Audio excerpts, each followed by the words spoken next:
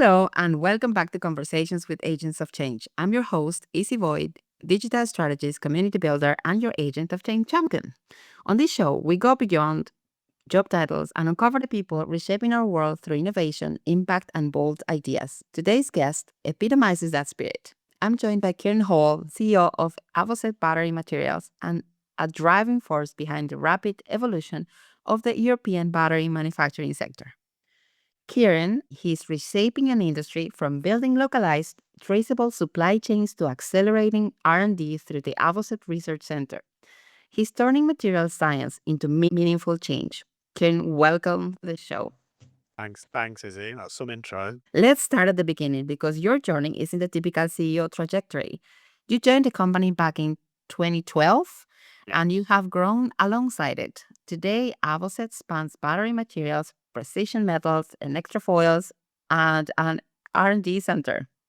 How did you move from a distribution-focused business into becoming a manufacturing-led group? Great difficulty, to be honest.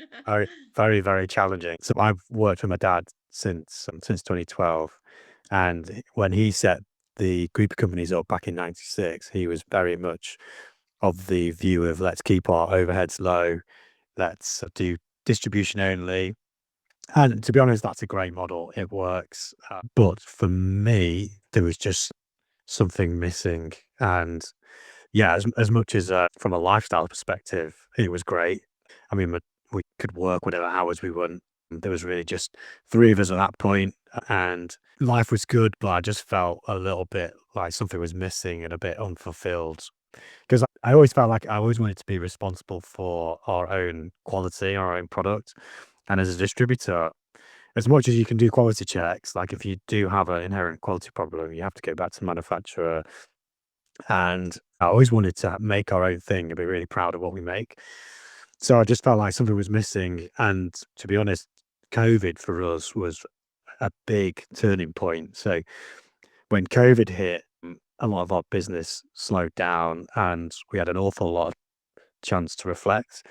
I remember being sat in our garden in the sun. I remember when COVID hit, it was like 35 degrees. And I sat at home in the April, May time thinking, you know what, this is an opportunity here. Like, I can either sit on my arse and kind of ride COVID out, or we could do something. So we actually set about really trying to plan how we take our business to the next level.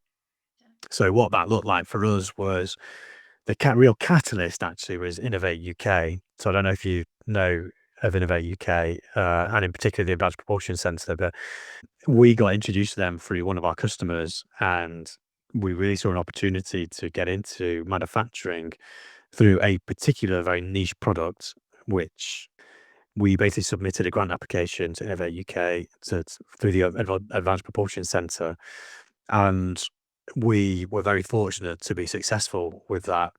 So we kind of had a bit of an oh shit moment where we'd got all of a sudden this grant, which is £1.4 million worth of grant, and we had no ways of delivering it. We didn't have any people, and we thought, right, okay, this is serious now. We need to do something with this. So we set about then trying to raise some investment, because basically the APC and the Innovate grants, they basically pay you the money back. So for every pound that you spend, maybe you get 50p back if it's eligible for the grant. So if we had 1.4 million of grant, but we needed to match that with our own cash to be able to spend it. So we set about trying to raise some investment, which is extremely difficult in hard tech. So in manufacturing, the appetite for investing in physical things and machinery isn't there when you compare it to like a software type business. I think the reason being, particularly in the UK anyway, is typically like in London, we're a very service-based economy. Investors are used to putting money into businesses where maybe the overheads aren't that big. Yeah. Whereas in manufacturing, you're buying a physical thing. You need space, you need people. It's an overhead that's going to be there even when business is downturn. You've still got the overheads of your building, your rent, your rates, people. And I think the kind of returns profile that investors are looking for in the UK are much faster. I think we kind of paint this picture of these unicorn businesses that every business that's going to raise investment has to be a $10 billion business. And that's great if you can do it, but I just think there's very low chance of success for those businesses. Whereas I think maybe in other areas, they're kind of more realistic of what patient capital looks like. And okay, if we invest in this company, maybe the returns are more like a 10-year basis rather than a 2-year basis, which some investors are looking for, I think, in the UK. So raising the cash was challenging. We did it, and we basically went from having a small office in our hometown to having a manufacturing space in Holmes Chapel, which is just south of Manchester. And it's a small manufacturing space, but it's ours.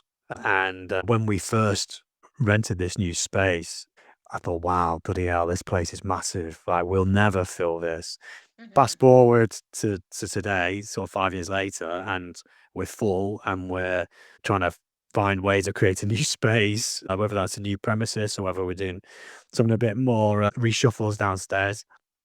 But so in answer to your question of how do we do it, great difficulty was the answer. And what we didn't know about the products, we thought, to be honest, the product we were making was relatively straightforward. Actually, it's not. It's really complex. There's a load of material science behind it, a load of chemistry behind it.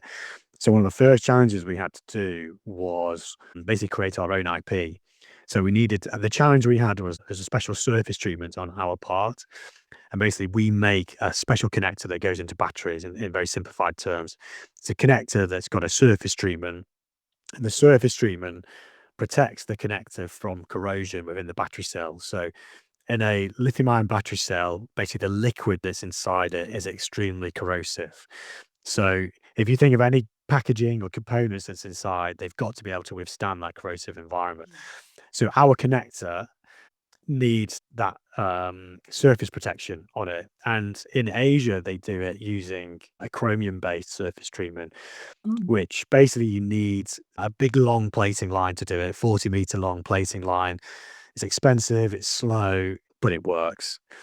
The challenge is it's extremely hazardous to the environment. So doing it in Europe is a no-go. Doing it in the UK is a no-go.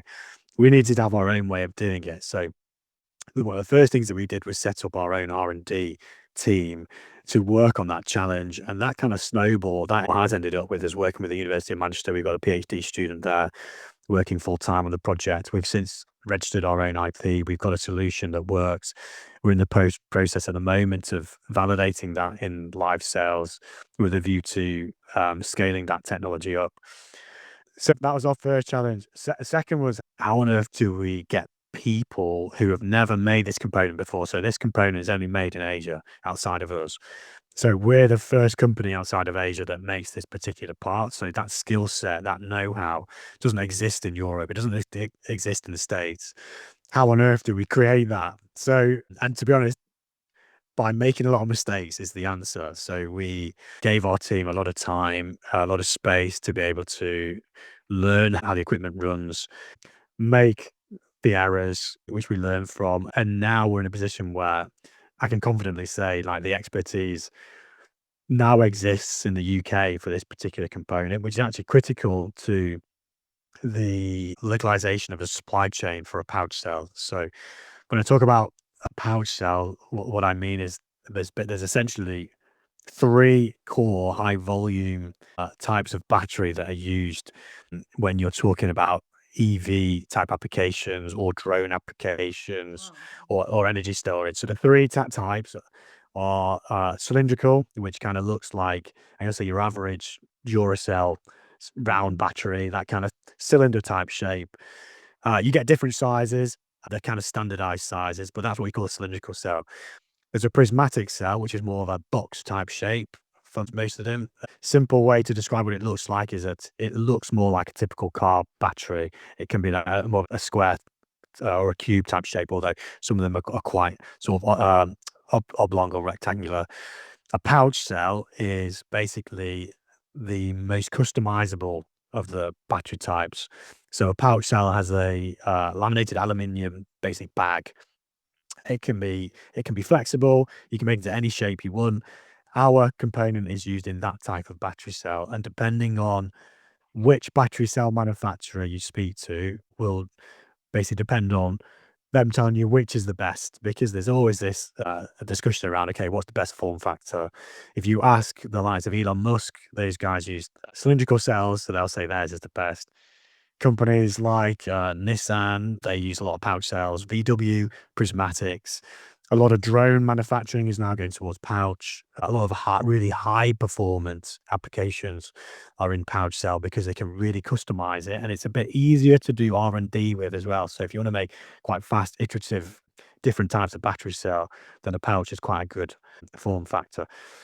To summarize, we did it by getting the cash, getting the right people. So we hired experienced manufacturing people who set up factories all over the world. We hired those types of people, hired very smart people in R&D, and we're not afraid to pivot and change our plan accordingly, depending on what the market was saying. So example to that is when we first set up the business, we were really targeting the EV sector. Now, EV growth has not been quite, certainly for European cell manufacturers, the growth has not been to the extent that we expected. A lot of battery companies started, and a lot of our target customers started, and then into administration. We've pivoted now to really high performance applications, and we've developed some of our own tech as well in that. So, yeah, I hope that answers your question. Is it That is kind of so went off into the exciting. Yes, tangents? absolutely. No, it's brilliant because actually I was very curious because when you think about it, batteries are pretty much everywhere nowadays. And Yeah. I was about to ask you, like, how did you know which of the types of batteries would you want to choose? But I suppose that it comes from the clients and the needs. And I suppose that kind of felt like the right moment to create a new chapter for Avocet. Is that right? Whenever you Yeah, looked well, into batteries and thought, this is a different yeah, topic that we need to explore separately. absolutely. So we've always been very ambitious, and we found ourselves in the battery industry ourselves through distribution. So today, that part side of our business is growing, and we are the UK's largest distributor of battery foils, for example. So we're in that industry, and we could just say, hey, there's all these companies who are starting, and there's no supply chain over here. We've actually got an opportunity to be at the forefront of an industry, and we need to, if we've got that, if we believe in the market, we believe in the industry, let's do it. Let's kind of dive in feet first and transition our business. And we've done that, but it's not been without its challenges. And the kind of the key shift for us was when we've moved away from targeting those really high volume customers for EV, automotive customers. We've kind of shifted. We're still interested in talking to those types of customers, but really today, who we are supplying and doing really, really great work with is in the high performance sector. So that maybe that's defense, maybe it's for drones, maybe it's for some motorsport applications where they might need something a little bit different to the ordinary, where, we've got the expertise on hand. Maybe the volumes are not crazy high. It's a nice volume for a UK company to get involved in.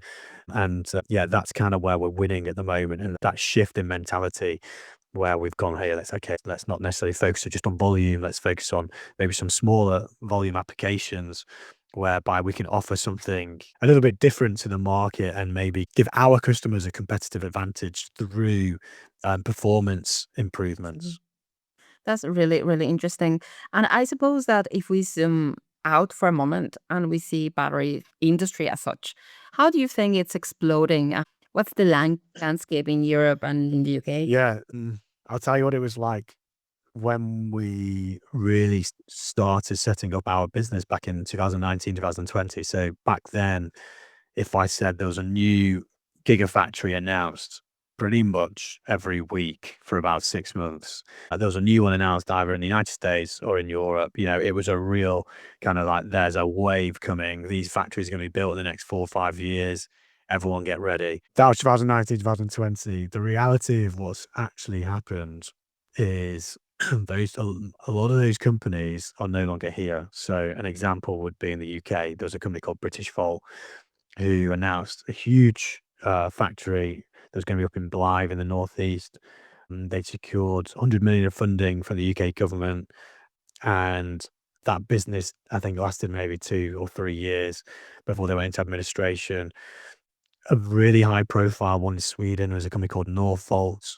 They were kind of the shining light for Europe, and particularly for the startups, because they were competing with the likes of a lot of the major Chinese companies and big Korean companies in the battery space who have been making battery cells for many years. And Northvolt raised billions of pounds and had big facilities in Sweden. They had planned sites in the States, Germany, and yeah, unfortunately, last year they went into administration. Now, that was quite the big blow actually to the industry because that was a company who'd raised significant amounts of funding, and we kind of thought like, okay, that's Europe's success story right there.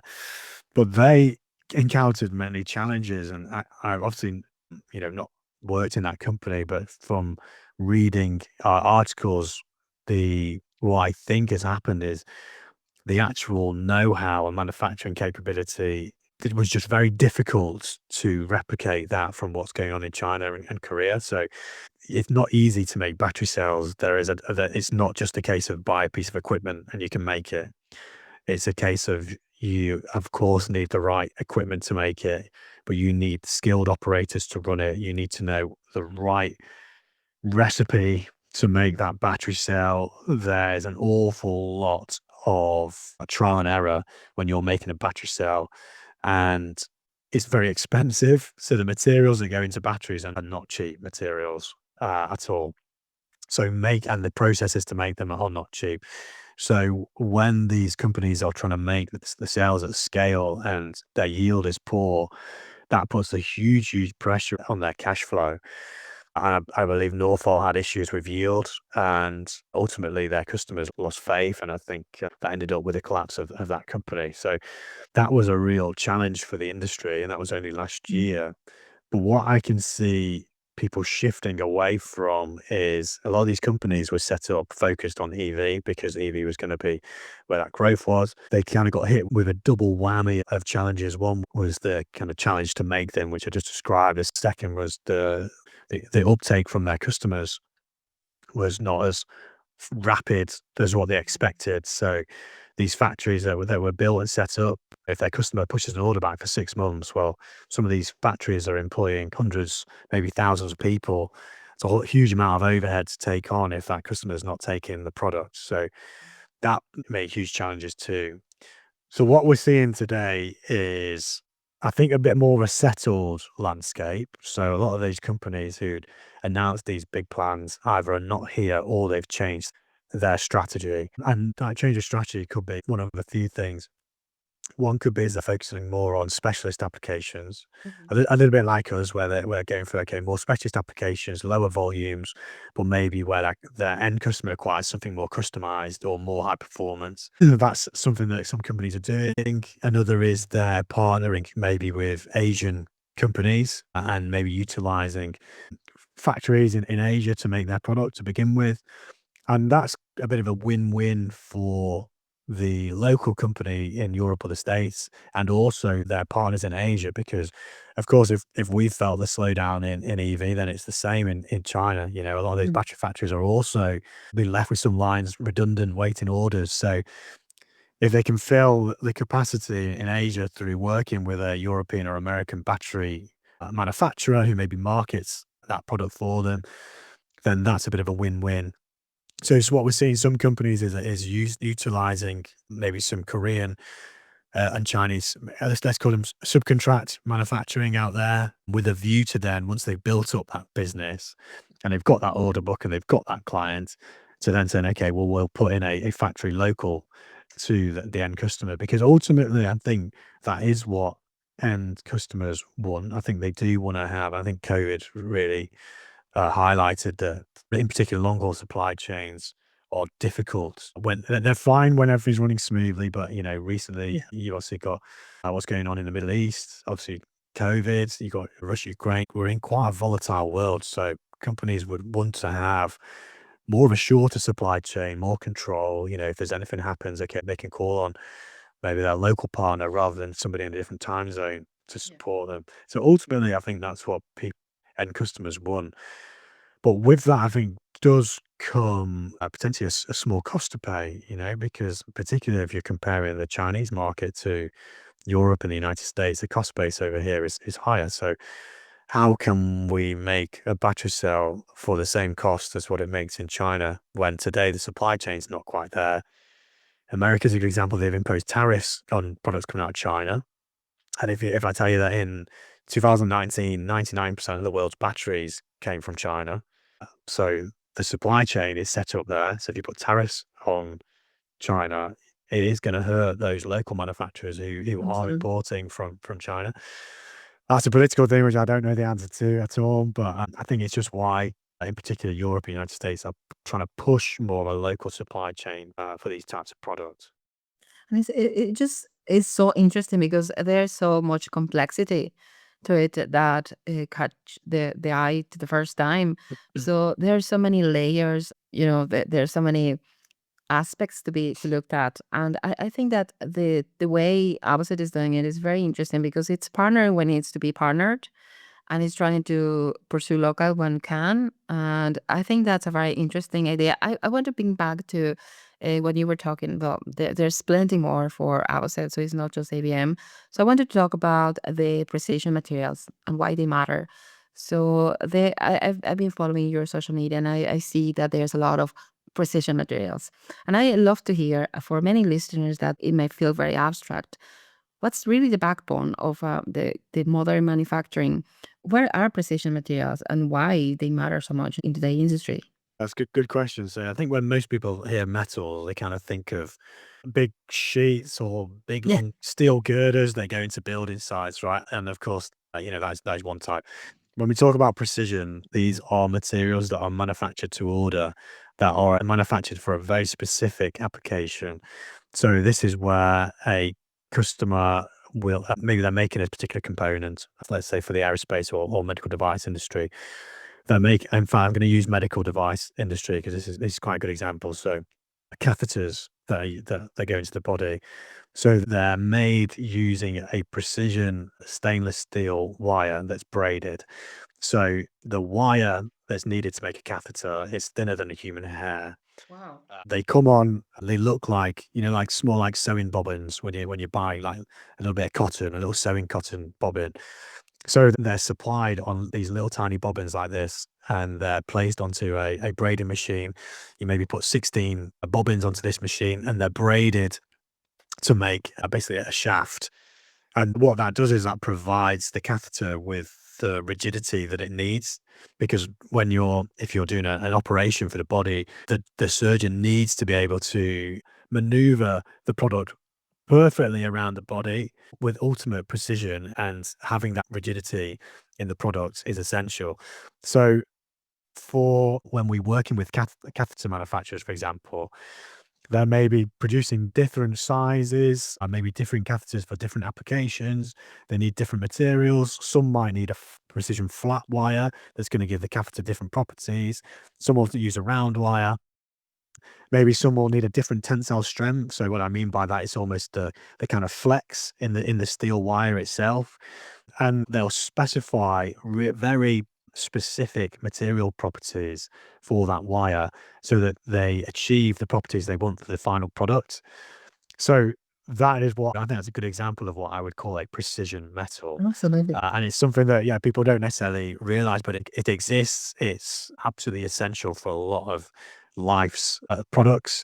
And yeah, we are absolutely one of the leading suppliers of those types of materials. But we're based just south of Manchester.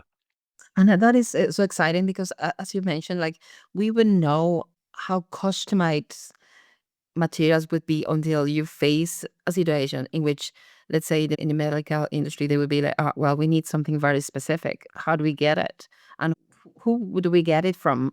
And the fact that you are like opposite is so the family products that you are dealing with, they are very vast. So they would be like from different materials, as you mentioned, like precision strips and coils and thin wall tubings and foils and wire. And there are so many things that you wouldn't know unless you're looking for it, which I find that is very interesting. And it's a cutting edge properly in the way that we are building things that are needed. And they are just some precision that the birth size industry requires. So I think that's very relevant.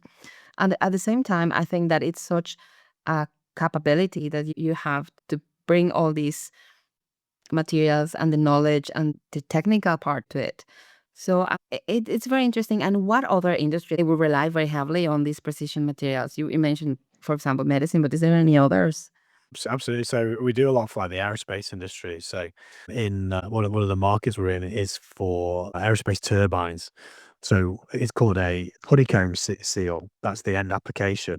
And what they need for that is a really high temperature alloy. So this is, you might have heard terms like super alloys. So these are materials that have got particular additions of particular alloys or particular metals to elevate the properties. So maybe a particular metal might give it a higher temperature resistance. So to heat it up, it's still going to stay in shape, for example. Or maybe it gives it a particular corrosion resistance to a particular environment with a particular addition of a metal. So when we talk about a super alloy, these are really highly engineered materials that are designed for particular applications. For this application, they need a very thin foil, which is then cut to very narrow widths that we supply in a coil form. And there are very, very few manufacturers who can do it. So working with those types of materials is very challenging. We have worked with a US company since 2010, and we've worked with as their UK agent. So we represent them in the UK and Ireland markets for this type of material. So we sell their products and we set up stocking programs for these types of customers so that if they need a quick delivery of this type of material, they can come to us. So aerospace is one, batteries is another. So when we talk about batteries, we're talking about current collectors as well. So within a lithium-ion battery, there's layers of copper and aluminium foil. Those products are customized for the particular battery. So maybe if they're making a particular chemistry, they need a particular type of tensile strength or surface roughness, then we will tailor the material to suit what they are actually doing with it. Now, those types of foils are extremely thin. So, for example, we're going down to like 4.5 microns in terms of thickness for the copper, which is just crazy Yeah. thing. It's a type of foil where you just look at it and it starts to wrinkle. So you need to handle it in a very, very particular way. So batteries, aerospace, medical, and there are some in sort of electronic applications as well. And we actually ship these materials all over the world. So it's not just to UK and Ireland, but we actually ship them. I find it amazing. Sometimes we ship to like New Zealand, Australia, which I always find incredible as a UK Yeah. company that we're doing that. But yeah, we're actually shipping some material to Taiwan as well, which is Wow. pretty amazing. Yeah. So that gives you a good idea. It's just so impressive because I'm getting from all this that you're not only helping your customers to manufacture something, but you are guiding them from the whole process from, okay, so what's your problem? Let's help you with the innovation and what is the precision that you need and the design together, like co-design the product that they might need. And then you obviously do the research that you have people working with you in terms of what do we need in chemistry and in engineering and in manufacturing and all that. At the end, delivering a physical product that they might use for their own industry, which is so interesting because it's not just making things, it's creating them and finding ways to make them more efficient. So I think it's very interesting and very challenging, of course. And I would like to talk about a bit of the unsung battery hero. So I think copper foil is taking the world. Something many people don't know is how copper foil is foundational to lithium ion batteries in production. So I wanted for you to tell us about how you became the biggest distributor of copper foil in the UK and in Europe, and what are your plans after that? I mean, Yeah. what's coming? Absolutely. So we started really, this was probably about 10 years ago, just with a couple of customers. And we were supplying copper foil for other applications. And we got asked by a couple of customers, can we supply foil for batteries? So we looked into it, did some research, and we found that the foil that we were supplying was actually suited really well for that application. That was our entry point. And then we have developed and launched where we are today. So electrofoils, it's if you go onto www.batteryfoil.com, you'll see our projects. This is where we are bringing copper foil manufacturing to Europe. So similar to 99% of the world's batteries produced in China in 2019, it's a very similar story for copper foil. So the majority of the world's copper foil that's needed, not just for batteries, but for PCBs, for very sophisticated electronic applications, They all need a very, very thin copper foil, which is made through electrodeposition. So this is a product that's manufactured basically, and a simple way to describe it is I remember doing electrolysis at high school where you're depositing copper onto an anode, and basically that's what we do in this, but on a much bigger scale. So we have a 2 meter diameter titanium drum that rotates through a bath, Well, and in that bath is dissolved copper ions, and the copper is then deposited onto the titanium drum and is peeled off into a foil. So that process is the process that's used at scale to supply the foil used for batteries. There is 2 manufacturers in Europe today. There are many, many, many in China. The deficit in Europe, or the trade deficit between how much the market needs versus how much is being made locally, is quite huge. So we've partnered with a Japanese provider of the equipment. So those titanium drums basically are only made by a couple of companies worldwide. We've formed a JV with one of those. We've also formed a JV with a existing manufacturer of foil. The reason why we're doing this is we think it's going to be easier for us to, because we realize manufacturing foil, there's a lot of know-how. There's a lot of specific know-how with the manufacturing, the recipes. It's not straightforward material to make. It's not you can buy the equipment and make it. That's not it at all. You need to have that expertise. So we decided let's form a JV, which we've done with 2 other companies. We're now in validations with a number of high profile customers to get our product validated. And then once we have those validations, we have the confidence in the market, we can actually create a manufacturing facility. We were supported by UK government for this, and we secured a large grant to be able to deliver on this project. The way that the market has developed in the last couple of years, we've slowed down a little bit. We want to make sure that our customers want this product, can validate it, that the market is going the way we want it to go. So we have slowed it down a little bit, but absolutely we're dedicated to delivering on this project, and we want to create a local manufacturing facility for this product because there's a huge opportunity here that we're in the perfect position to fill.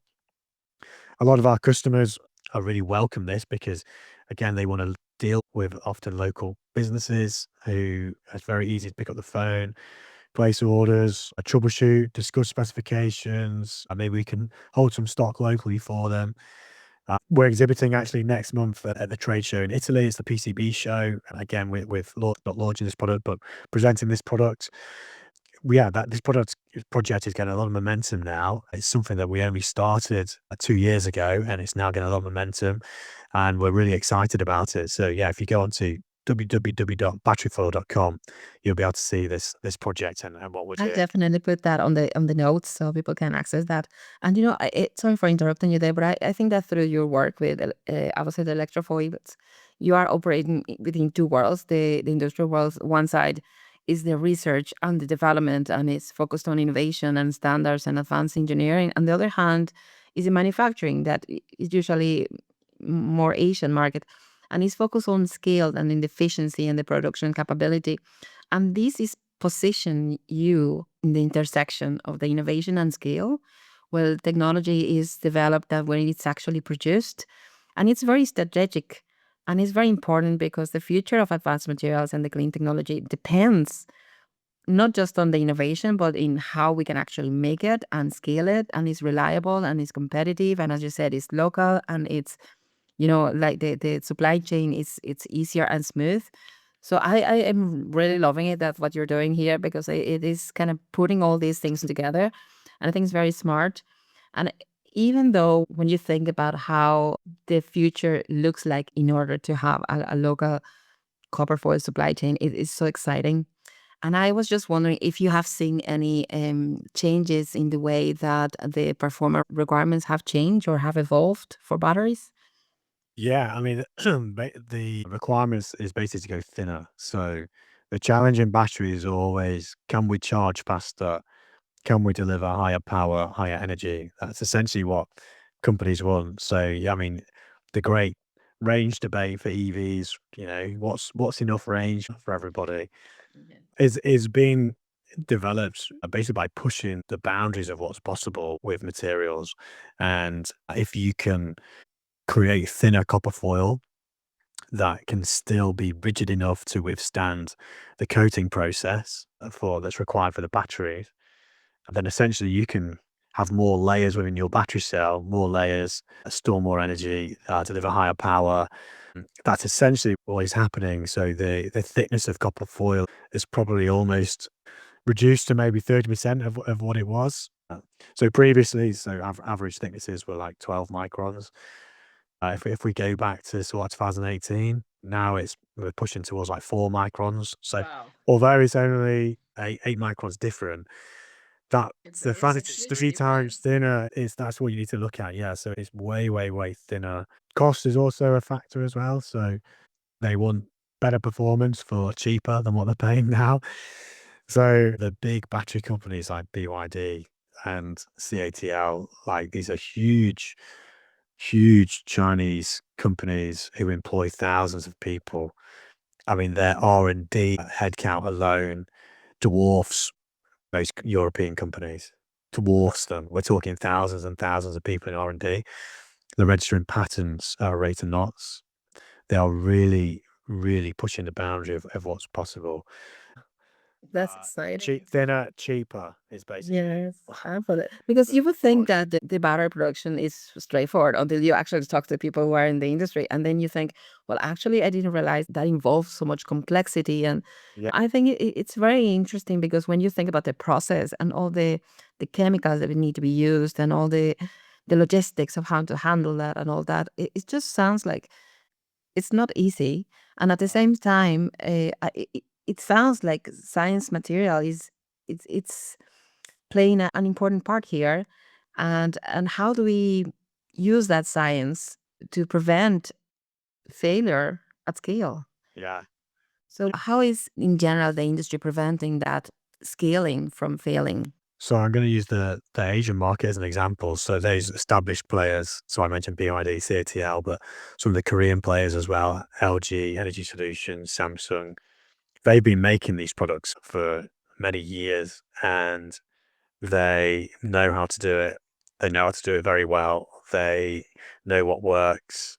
They have the budget for R&D to be able to test these new materials. They also work very closely with equipment manufacturers. So specifying if it's a new product that needs a new process, they work hand in hand with their equipment suppliers to be able to make sure that when it goes into production, that machine does what it needs to do. Yeah, and I think what's interesting when you talk about the battery industry, I think when people think batteries, they think of Duracell. But really what we view as a battery industry is this cutting edge of all like the latest technology Yeah. will need a battery. So your latest smartphones, your latest laptops, but also what I think is interesting is robots. Yes. So this is absolutely coming. It sounds like a conspiracy theory, but iRobot, I'm sure you've seen the Will Yes, Smith of movie. course. Yes. Those types of humanoid robots are absolutely coming, and they all need battery cells to run them. There's anything today that has an internal combustion engine, there is absolutely a drive to make it electrified, and that's batteries. And the reason why a lot of governments are supporting battery manufacturing is because if you think about national security and any country who is totally reliant on the import of that energy storage device when it powers everything that a country needs from their communications infrastructure to the vehicles. If they're reliant on one country for that, that's a dangerous position to be in. So we talk about energy security, and a lot of time we're talking about, you know, oil and gas for energy security, but there's also things like thinking of energy storage security and batteries and how we can't be too reliant on one location for those battery cells because if you're restricted, if you make a car, for example, in the UK, but you have to import probably one of the most, if not the most expensive components of the electric vehicle, which is the battery. If you have to import it from Asia, why are you making the car over here? So the UK, for example, is putting a lot of support behind at the moment, in particular, two businesses. One is Avocet, which is a huge factory going down south in Somerset. It gets 40 gigawatt hours, and that factory, when it's established, will be supplying the likes of JLR with battery cells. You have Envision ASC up in the northeast, which is another big factory that are supplying Nissan across the road from them. So the idea is that the automotive industry in the UK is extremely important to the UK economy. If we don't have battery manufacturing over here, then that industry is at risk.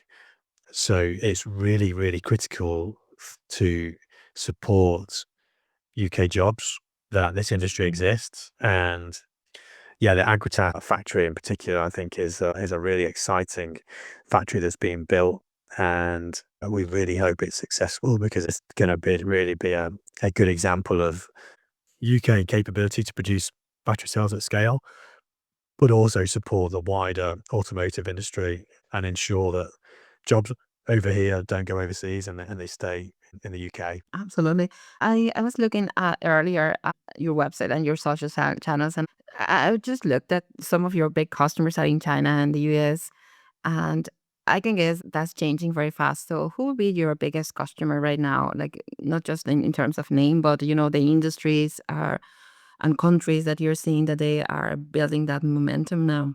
Yes, unfortunately, I can't give you names. We have Yeah. NDAs with almost all our customers, but I can maybe give you some of the markets. So we have big customers in the United States for US defense. We have one of our big customers in China, and which I find quite amazing. We have a product which we've developed, which is very unique to us, which is for lightweight applications. So it's a product that only ABM in the UK make it.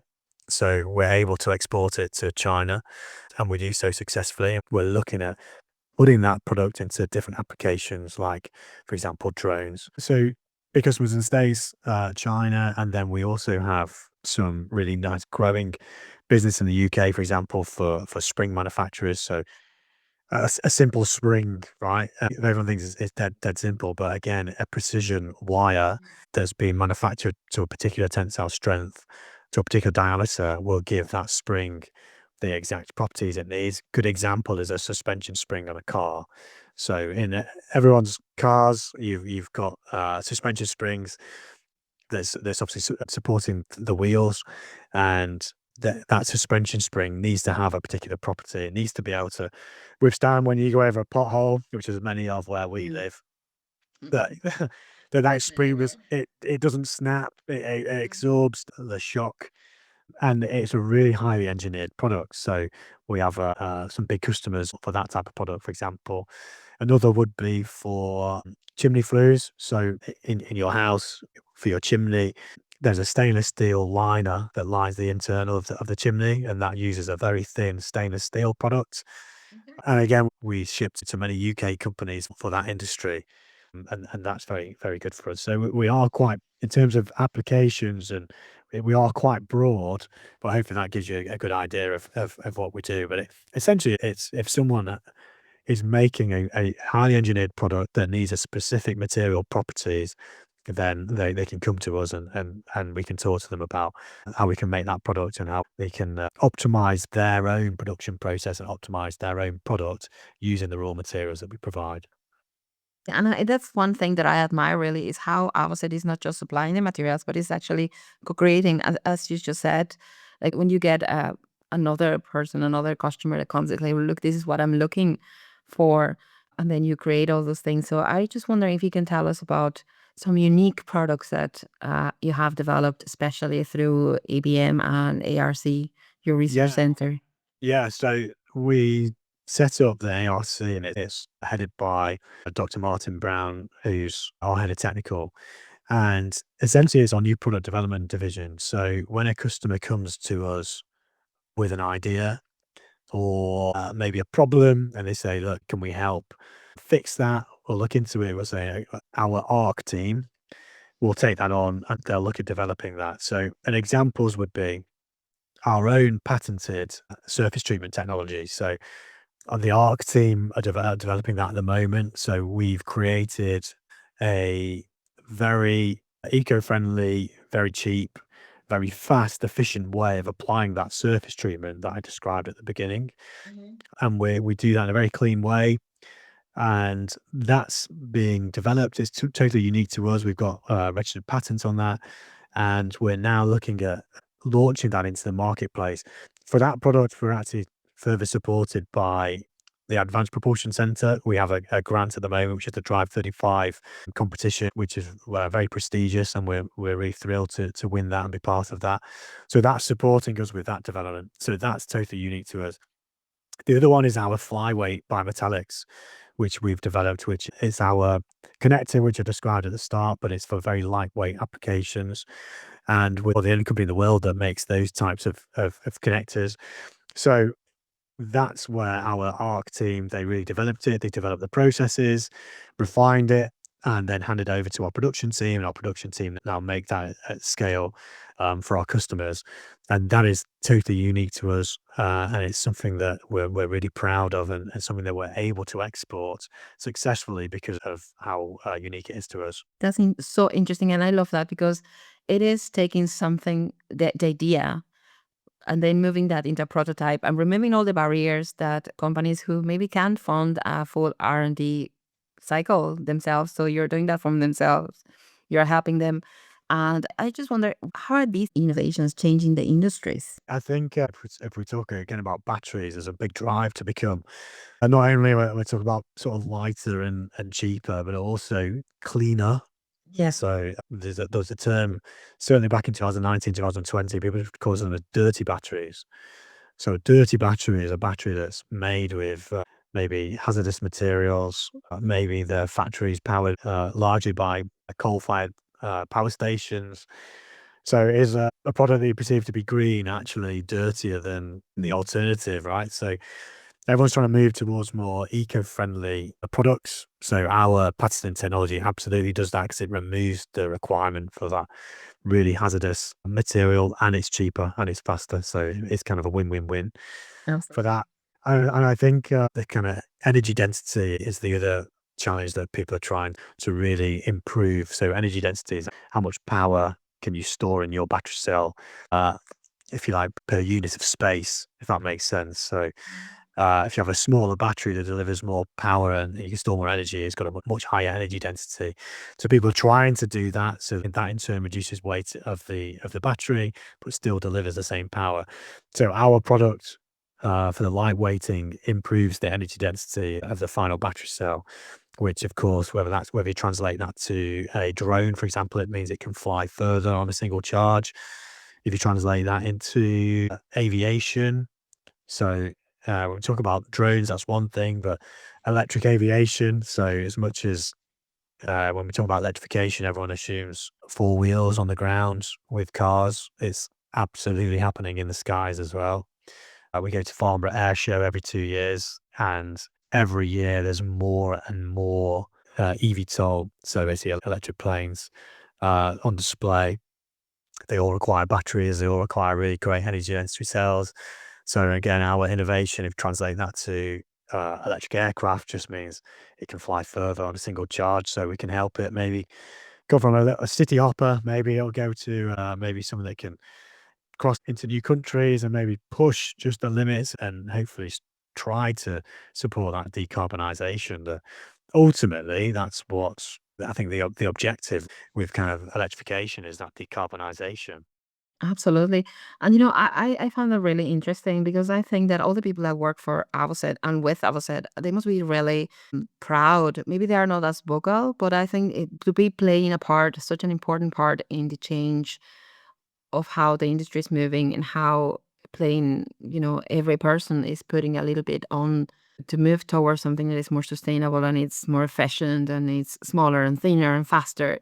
It's just so exciting as an individual, as professionals. And I think that is so exciting because we would think when we host a podcast about agents of change, you would think, oh, well, making a change must be something very theoretical, but it's very practical. And when you translate that into real action, into everyday life, it's very interesting. And you have mentioned before the importance of the local supply chains, and but I understand that in practice, many critical materials are still sourced globally. So can you talk to us through how you currently source your materials and what drive those sourcing decisions? So if I talk through our manufacturing, for example, so the new technology that we've developed that will enable us to source our raw materials locally, which is a big, big step, which means we can place our plants anywhere in the world and basically have a local supply chain for that product for the end customer, wherever they're located, which is really critical. Ultimately, I think if we talk about precision metals, I think CBAM is going to make a difference next year. So CBAM is a carbon border adjustment mechanism, which is impacting aluminium and steel being imported into the UK next year. And I think many companies are seeing this as a compliance regulation. Yes. Actually, it's a big cost regulation, and we've developed some software internally which allows us to see how much predict what is our CBAM exposure from any supplier in the world if we were to import it to the UK. It's really important to understand that because from basically the 1st of January next year, any steel that's imported to the UK will attract a tax which is directly linked to the carbon emission that product has in the manufacture of that product, basically. So that is going to have a bit of a shake up in the industry, I think, because before it's been very easy to import materials from particularly Asia, whereas now there's going to be a cost to that. And what we're trying to do is help not just decarbonize some of our local suppliers, but even encourage our suppliers that maybe are located further afield to get them to decarbonize because there isn't a cost to of import now. So it's going to hit order books quite hard, I think, next year if companies don't react. So we have a piece of software that we use internally, and if any of your listeners are interested in finding out if they're importing any materials themselves and they want to find out how much their CBAM exposure is going to be from early next year, then just come and talk to us and we can help show you what that cost is going to be, because I think it's at the minute it's a bit of a hidden cost and it's not being talked about too much, but yeah, it's coming. And I know in Europe it's already been in place and they've had a transition period. So companies have had a couple of years to kind of get used to it before those taxes come into place. UK is different. It's just hitting next year. So there's no transition period. It's just going to hit. So that's going to be a bit of a shake up actually. And it's something that we're watching and we're proactively changing how we think and how we act. And yeah, this software is kind of a first step in that space because it's something we developed and it's a really useful tool to be able to predict how much tax is going to be liable on any import from any supply in the world from any date in the future using the predictions on what the carbon cost is going to be in the future. So it's quite a useful bit of kit, and that's helping us navigate this new legislation that's coming in next year. And I'm so happy you mentioned that because I have planned to have a specific podcast about CBAM, but I will definitely bring you on if you are up for it, and we can discuss with maybe a panel about that. But what I'm getting through this is that it's not the way you made decisions in terms of how do you source. It's not just about the value or the intent, but is shaped a bit in the capability and the risk and the speed and all of those things. But I suppose that that's where the funding matter.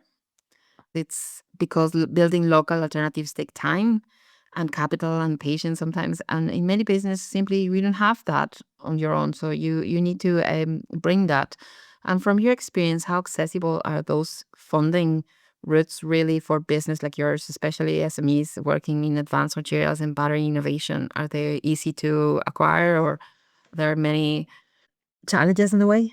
No, no, they're extremely competitive. They're not easy to get hold of at all. So for every grant competition that's open, they probably get maybe 100 applicants, I would say, and maybe 6 to 8 of those are successful. So you've probably got a less than 10% chance of securing one of those. So the companies need to make sure that their project really strongly aligns with the competition briefing, that it's a strong commercial position. So what needs to happen is that, yes, there's maybe an R&D funding support there, but you also need to make sure there's a credible exploitation route which the company can execute on. That's probably the key to it, is probably that exploitation. And I think what a lot of companies have found challenging, and we certainly found it challenging after our first one. I think we've had 4 grants now that we've been successful in receiving, but after our first one, it was difficult because the funding supported us for 3 years and then it very abruptly stops. And unless you've got your exploitation and you've got orders coming in through the development, whatever you've developed, then how on earth do you fund those new hires that you've had to make to deliver that project? So how we've been able to do that successfully is through, because we're a group of companies, is we're obviously generating revenue, and we have been generating revenue for be our 30th year this year. So we're able to use that to support us. Otherwise, it'd be very challenging to do so. So in short, yeah, they're very difficult to obtain. They are really good when you get them, as long as the R&D that you want to do aligns with your company strategy. So if you're just doing it just to get a grant, then that's not the way to do it. But if you're doing it because your company strategy requires you to do that development, then they're absolutely a brilliant resource. And we've had very, very positive experience with those. That's really good. And I think that funding is usually measured through short-term outputs and milestones and reports that you deliver, and you justify your spendings. Do you think the current grant frameworks measure the right things when it comes to innovation, especially in deep tech and Yeah, material science? that's a really good question. So I think so they're measured a lot of the times on job creation. So how many jobs does it create in the immediate? How Mhm. many you forecast to create? And I understand why, because obviously it's value for money for the taxpayer. If Yeah. they've given a company a certain amount of money, that okay, well, it's created 20 jobs, 30 jobs, 40 jobs, whatever that number might be, over how long, and it's worked out and it's good value for money. The challenge is, and I think it comes back to that point I made earlier, that a lot of investors are looking for those £10 billion companies that's going to be that size in 2 or 3 years. And if you're hiring people at a rate of knots, it just means that if you're not got the orders coming the other way, that your overhead's just getting bigger and bigger. And yes, if it's funded for a year or 2 years and you've got some contribution to that, it's great. But when it stops, it's quite an abrupt stop. And I don't know what the solution would be to how to measure it, but sometimes it feels like, okay, if we say we make a hire, we've got a better chance of winning that competition because it's extremely competitive. So if we take on 2, 3, 4 people join the project, is that going to be help us win the project? I don't know. How they deem success, I think, is difficult. I don't have an answer for what's a better way. I just know that it's challenging sometimes with that job creation, and I always recommend companies, if they've not done these applications before, just to be really cautious of making those long-term hires to deliver on the grant. Absolutely, because innovation doesn't stop when the grant ends. It just continues, Absolutely. and there's more to Yes. come. And I think that definitely in terms of the funding ecosystem, something needs to change to bring a better support in a long term. Yeah. And again, I don't know the answer, but I think that there's something that the government and the industry and the academia should be working together to improve all that. So, because when you think about it, innovation is not straight, it's not a straight line. And anybody working in advanced materials knows that there are moments where, like in in other areas of the innovation, like you touch stagnation to an extent. So the progress isn't as straightforward either. So when you are developing something, maybe just the progress stops and the idea stall and the data doesn't land as good as you want. Yeah. Everything the system Yeah. around you make it feel it's just impossible. Yeah. So when you and your teams work with it, and you feel that it's a dead end, how do you personally approach that moment, and what helps you decide whether to push through or pivot or step back? So we use stage gate processes on our side. So it's basically a kind of go, no go steps that we do for our projects. And those might be technical, it might be commercial, but we kind of set those in advance and we only progress to the next stage once we've delivered on those parts. And you're right. So some of these R&D projects that you do, maybe you're testing something, you expect it to work, and it doesn't work. Well, if it doesn't work, there's no point carrying on. Just have to kill it quickly. So we use a stage gate process, and I'd imagine other companies use very similar process to what we've got. It can be hard sometimes because people get attached to their ideas. As, if it's they want it to work, they want it to work, and you just have to take a very data-driven approach to whether to go forward or not. And I think that key is to learn what doesn't work. That's still progress. It's just not taking to the direction you have thought originally, but it's still progress. Yeah, Even if it doesn't fit neatly into the reports that you have to deliver as for the grants, or maybe even for students that are early career engineers and the moments might feel brutal. But it's not a signal that they are not caught up for this work. It's just that the work is not going into that direction. And sometimes yeah. it's that learning bit that is not the end. It's just that reframing that problem and trying to find a solution. So I just have a feeling that you have a very mentor strategy there when it comes with the people that you work, because you have been there yourself, like from having no people behind you or around you and then having a very strong team. So I'm guessing that the development that you have achieved, it comes because you have been sort of a mentor to your team. So I wanted you to talk about that, how you help your team when they feel like stuck, and how do you move yourself personally as well. So when you Yeah. feel this, I have the hunch that it's going to work. So how do we make it happen? So prior to us setting up ABM, I'd never managed a large team before. Only one person I'd managed before. So it was a very steep learning curve for me to go from kind of just having myself to think about really to all of a sudden we've got 30 odd people here now. So all of a sudden having to make sure they're all okay. And how on earth do you manage that? And the only way to do it is, I think, through experience. One of our first hires was somebody who I felt could mentor me. So that was the first step, Okay. was for me to get up to speed a bit more. And he helped me develop my own kind of managerial style. And I'm definitely not perfect or anything like that, but I think I'm a bit better than what I was back in 2020 for sure. And then our management team, I think that we have is really strong here. I think we're all quite like-minded in that we're all relatively well, in fact, we got a good mix of experience and youth, I would say, in our management Mhm. team.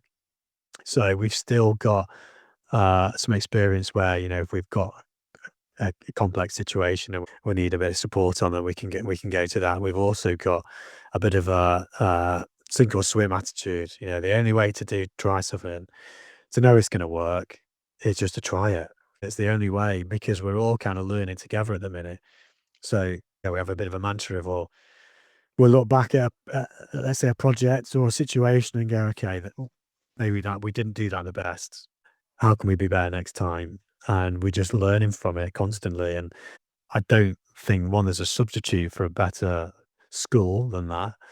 But I also don't think there's any other way to learn. As much as you Yeah. could go through like on courses and all that sort of thing, the only way to really learn properly is situational Like during the experience, work. which you just got to dive in and do your best. And I think we kind of we have that. So often, if someone asks me a question, the person asking, they normally know the answer themselves. They just need a Yeah. bit of reassurance, don't they? So, and that's normally if I was to ask someone, I've already spent a bit of time thinking about it. I'm just going it for some reassurance. So normally they've got the answer and they just need that little bit of confidence just to kind of go and execute on it. Makes sense because it sounds like it relies heavily in the team that you have, in the people that you surround yourself by, and the expertise and the experience and the way of thinking and the way of behaving and the way people around us tackle problems and how we all work together. So I think it's very interesting. Do you do something similar when you're vetting and selecting your suppliers?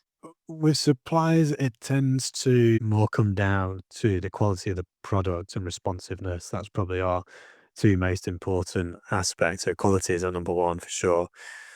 And we'll validate that through kind of internal processes. And we have our in-house lab that can look at materials. We've got material scientists who can look at materials. And then also from our customers, what do our customers think of those materials? So that's how we kind of validate a new supplier. And then responsiveness, if we have technical questions, if we have an issue, how responsive are those suppliers in that? Because it's always a partnership. It's no good just having a one-way relationship with a supplier. It's always a partnership. There's always a bit of give and take. At the end of the day, we're getting a product that we want, and in return, they're getting paid for it. But the service that comes in both ways, we need to make sure we pay on time. We need to make sure we're courteous to that supplier, and the time we expect, responsiveness to requests. And so it's not just about that kind of transactional. It's more of a partnership that we try and create, and I think that comes from our background as reps.